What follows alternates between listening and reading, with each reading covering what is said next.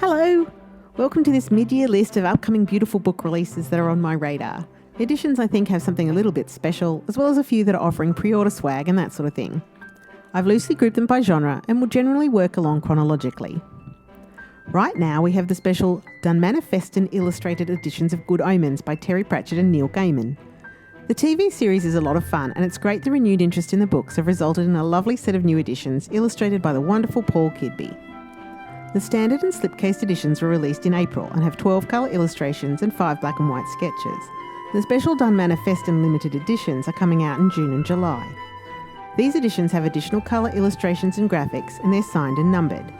The Occult edition is a release of 1655 copies in a snakeskin effect clamshell box with metallic red page edges, and it's signed by Paul Kidby. The Ineffable edition is limited to 666 copies. It has gold page edges and it's signed by Paul Kidby and Neil Gaiman. It also comes with a separate folio of Good Omens ephemera. The Celestial edition is limited to 24 copies only. It's really more of a work of art. It's got a leather binding, metal corner pieces and an oak presentation box. Also due out very soon is the illustrated edition of Pan's Labyrinth, The Labyrinth of the Faun, a collaboration between Guillermo del Toro and Cornelia Funke. The book fleshes out the dark fantasy film from 2006, which a fairy tale clashes with Spanish fascism as an 11-year-old girl escapes from a war through a twisted labyrinth. In addition to amazing illustrations by Cornelia, the book also has additional short stories to flesh out the fantasy world. There's a lot of buzz about the Folio Society releasing the first in their series of cloth-bound collector's editions of George Martin's Game of Thrones in early July. The books are printed in black and gold and they're illustrated by Jonathan Burton. They include decorative end papers, new illustrations for house sigils and family trees, as well as a fold-out map inserted in the slipcase. Fortunately, they've committed to printing the whole series in this style. First printings for the new fantasy The Storm Crow by Kalyn Josephson about magical elemental crows will have a hidden gold foiled design on the boards under the dust jacket. Darkdawn, the conclusion of J. Kristoff's Nevernight Chronicles, is due out in August in the UK and September in the US. The Waterstones exclusive features black sprayed page edges. Stephen King's new novel The Institute is about a couple of kids trying to escape a sinister school for children with paranormal abilities. There's a Waterstones exclusive UK edition with sprayed page edges and decorative papers available. The Secret Commonwealth, the second book in Philip Pullman's Book of Dust series, is due out in October. Waterstones are again releasing another limited slipcase edition to match the first in the series. These actually have pretty large limitations, but they did sell out before publication date last time, so it's worth pre-ordering now if you're collecting them. Particularly because the BBC is adapting the His Dark Materials series for television later this year, which will bring even more attention to his work. Leigh Bardugo's new fantasy Ninth House is billed as a tale of dark magic set among the Ivy League elite. With Netflix currently adapting her fantastic Grishaverse novels, this one is likely to be popular with collectors. Waterstones have an exclusive signed UK edition with foiled jacket and boards, and Barnes & Noble have an exclusive US edition with annotated notes available for pre-order. To celebrate 25 years of Robin Hobb's classic Assassin's Apprentice fantasy novel, the first in the Farseer trilogy, a special illustrated edition is being released in September with 10 full-colour illustrations by Magali Villeneuve. The collector's edition of A Conjuring of Light, the final volume in the collector's set of Schwab's Shades of Magic series, is due out in October. The US collector's edition features a ribbon bookmark, fan art, an updated glossary, and an original short story. There'll also be a Barnes & Noble exclusive edition with a metallic cover and additional short story if you're collecting these ones. The Starless Sea is the new novel by Erin Morgenstern, whose magical The Night Circus I loved, and I think this will be one of the really big fantasy releases this year. It's blurbed as a timeless love story set in a secret underground world, a place of pirates, painters, lovers, liars, and ships that sail upon a starless sea. The Waterstones exclusive edition will have a specially designed jacket and decorative sprayed page edges, as well as 3 different designs hidden under the dust jacket. The Goldsboro Limited edition sold out in a few hours after its unexpected release. More George Martin's on the way with the continuation of the anniversary releases of A Song of Ice and Fire novels, with the illustrated edition of A Clash of Kings being released in November. It includes a foreword by Bernard Cornwell and 22 original black and white illustrations by Lauren Cannon. The 5th of November is apparently Sarah J. Maas Publishing Day. The first book in her A Court of Thorns and Roses is coming out in a collector's edition, which will include a cloth slipcase with foiled artwork, an updated map, metallic end papers, and a ribbon bookmark. The same day will also see Sarah's Throne of Glass miniature character collection series. All 8 books in the series are being released in a limited number of miniature editions, with each miniature book apparently featuring a different character's name highlighted in a signature colour every time the name appears. And if you're a Maas superfan, if you pre-order the Embers of Memory card game based on the Throne of Glass, you can apply for an exclusive poster featuring art by Coralie Jubineau. The Queen of Nothing, the conclusion of Holly Black's Folk of the Air trilogy, will have a Barnes & Noble exclusive edition with an alternate jacket and bonus letters from Carden.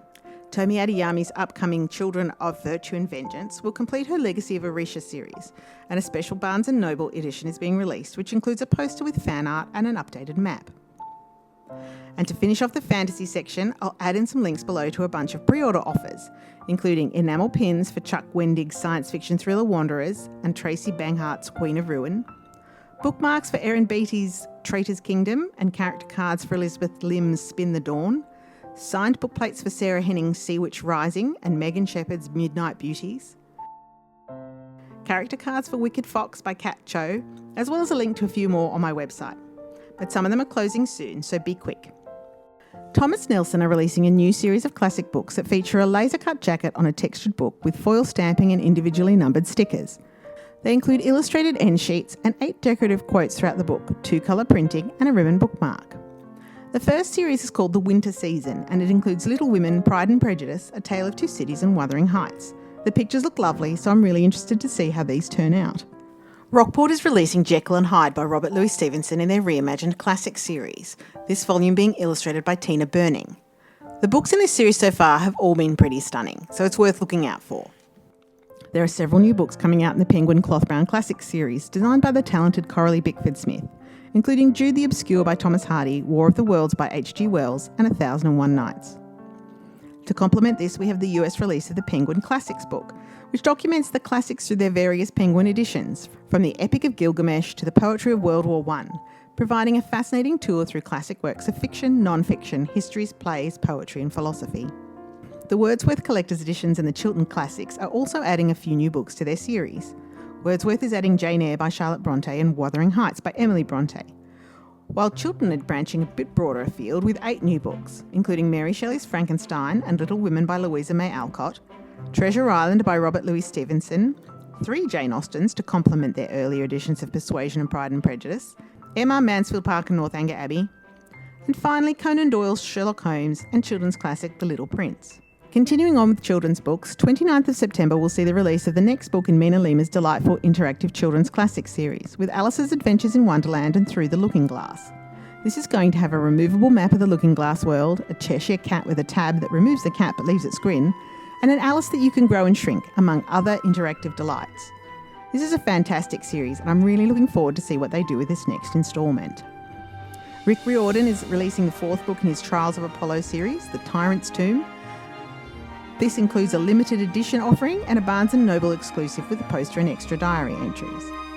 Barnes & Noble are also releasing the exclusive of Chris Colfer's Tale of Magic, part of his Land of Stories series, which will have unique artwork and a bonus scene. For Harry Potter, of course, the latest house editions for The Prisoner of Azkaban were just released, but we also have the illustrated edition of Goblet of Fire due out in October. If you're outside the US and you pre-order from Bloomsbury, you can get a limited edition tote bag. There's also a new limited edition for the illustrated series as well, which has a similar pre-order offer available. And I'll finish with a bit of a grab bag of other editions that I like the look of.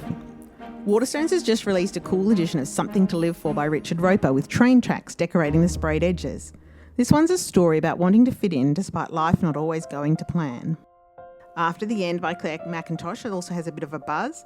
It sounds like a heartbreaker as it's looking at the agonising decisions tearing apart the parents of a critically ill child, and it's based in part on the author's own experiences.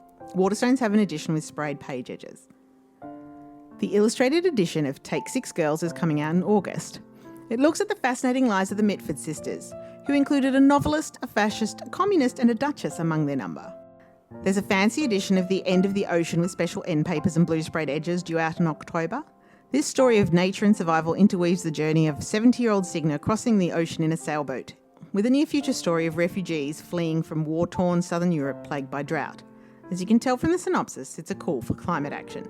And last but not least, if you get in quick, author Samantha Hastings is running a cute pre-order for her forthcoming historical romance, The Last Word, a chase for the ending of a novel set in Victorian London.